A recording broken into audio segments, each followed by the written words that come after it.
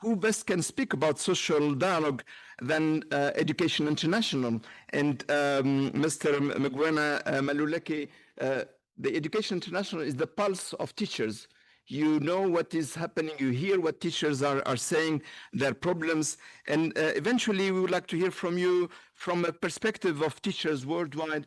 What are the priorities that teachers are looking for in terms of policy actions and policy change that they see necessary to elevate the profession and give it that attractiveness, the valorization within society?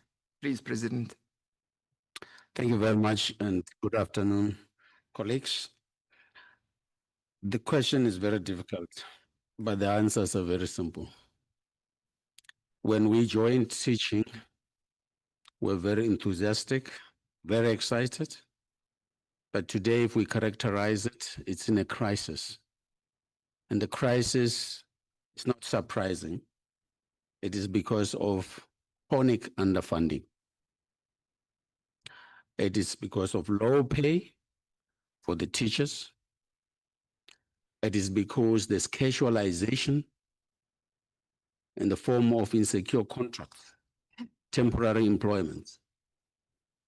But one of the killers of teachers that they leave the system is excessive workload. A lot of administrative work that the teachers find themselves doing, not doing what they're supposed to be doing in terms of their ethics and their standards and their professional code, that of teaching, concentrating more because austerity measures have ensured that there's no support for the teachers in the classrooms. But the teachers are also leaving the profession because they feel excluded from decision making. They feel that the space is narrowed in terms of democratic participation. There is no dialogue. Policies are being developed, they're being implemented, and they are expected as the teachers to implement those particular policies, but they are not allowed to participate in the decision-making of those particular policies. These are some of the things that are not surprising. If you ask me, if you have a country that is experiencing high level of migration of teachers, it's simple. You ask those teachers, why are you leaving the country? They say to you, we're leaving the country because we are looking for a greener pastures. We're going to countries that will really respect the profession and provide us with the conditions that are conducive for us to exercise and discharge our responsibilities as qualified professionals. That's what the teachers are telling us. So when we characterize this, we are saying that the teaching profession is in a crisis, and therefore we need to elevate this particular profession. We need to ensure that we secure quality education for every student. And we have identified 5 key actions that we can deal with. But first is I was saying to Stefania here that I'm going to read up to 59 recommendations, and she laughed at me because this is our roadmap. The United Nations high-level panel recommendations, which when being used, like I was listening to the minister, wherever they engage with the trade union as partners, there's change, there's progress. Where dialogue is a key, there is change, and there's collaboration and so forth. And this is our roadmap as Education International and so forth. So I'll delve a little bit on these 5 key areas that we have identified, and which are very urgent, because the question is about what are the urgent political action that we need to take. The first is fair compensation and job security. We've got to ensure that pay parity with comparable professionals is there.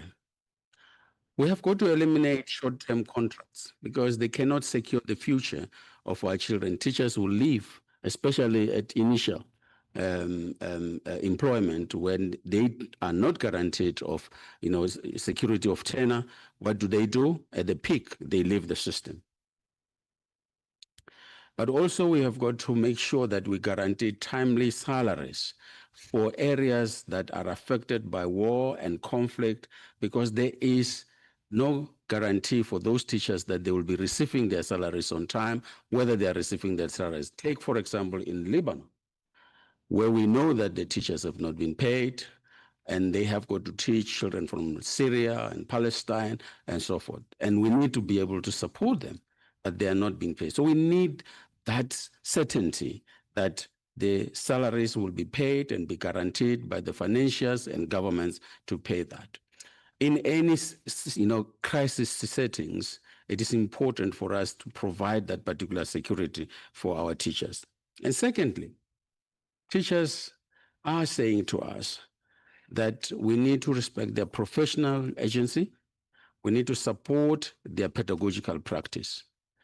And therefore, we're proposing as Education International that it's time now that we have mandatory, rigorous initial preparation for our teachers, because we need highly qualified teachers that are able to understand our students who basically live in the world of social media, digitalization, but also the advanced technology. And therefore, we need the teachers to be well trained around how they are able to work with our students.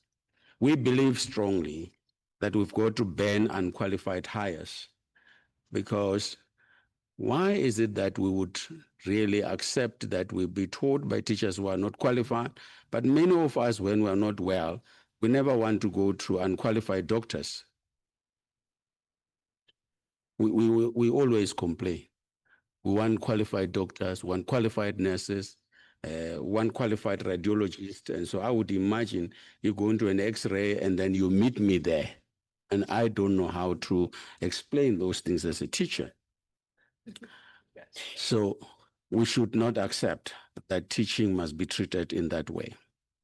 But teachers are also saying, if you provide free and need-driven continuous professional development for us as the teachers, because that is about our dignity, that's about how we improve our ethics and our standards, that we need to be supported.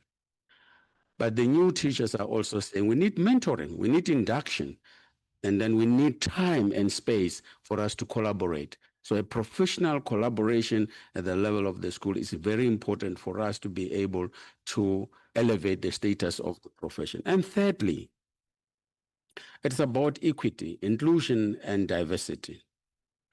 We have to enforce the zero tolerance policies against violence and harassment in our workplaces. We've got to be working very hard to ensure that there's no gender-based violence in our institutions, but also build leadership pathways, career paths for our workforce, for women and marginalized groups. And we need to diversify the workforce to reflect our student communities, because we believe as EI that is very, very important for that. And fourthly, we've identified social dialogue and collective bargaining. The minister has just indicated that they work very well with our teacher union here, and they've been able to score a number of victories in the best interest of the children. Traveling the world, we see where they are working together, where there is a social dialogue, we see improvements. We have seen improvements in Indonesia, we have seen improvements in Nepal, we are seeing improvements in Zimbabwe, where they are engaging with each other. In Cameroon, everywhere else where they are working together, we see improvements. For example, in Cameroon, we have teachers being trained around how to monitor the budget, and they've become clear about what they want, and they're able to make sure that the education system is funded. So it's very critical. Collective bargaining is about democracy. It's about being able to participate in the decisions that affect us as the teachers. And we think that if we can institutionalize those particular democratic platforms, we will then be able to retain the teachers and be able to attract the teachers, because we can improve the condition of services for the new teachers to really join our teaching profession. Sometimes we are confronted with an area where teachers or trade unions are regarded as not partners in education. And we've said in the morning, if you treat each other as partners, we trust each other, and we work together, we'll achieve more. But if we don't work together, we cannot achieve. And last but not least, is the issue of the sustainable public funding. The recommendation is very clear that we need to fund this profession in order for us to be able to elevate its status, in order to make it attractive for the young teachers to join the profession. More often than not, when we ask even parents, they ask their children, what do you want to do when you grow up?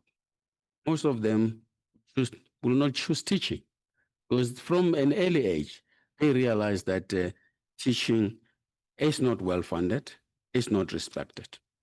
So we need to make sure that our government respect funding and spending benchmarks, making sure that the 6% of the GDP that has been the norm is applied, and even more, so that we're then able to improve infrastructure, improve working conditions, and be able to retain our teachers.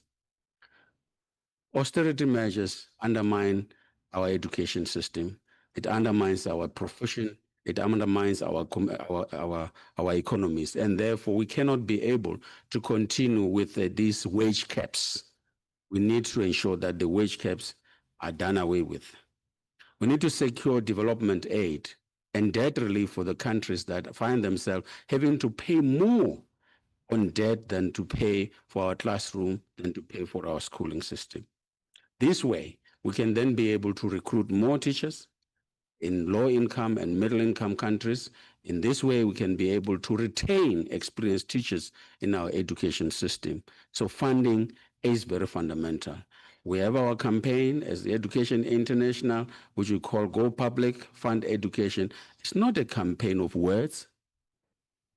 It's not a slogan. It is a campaign about action. And we are saying this is the time for us to move from recommendations to actions. We have to move together, and together we can win. Thank you.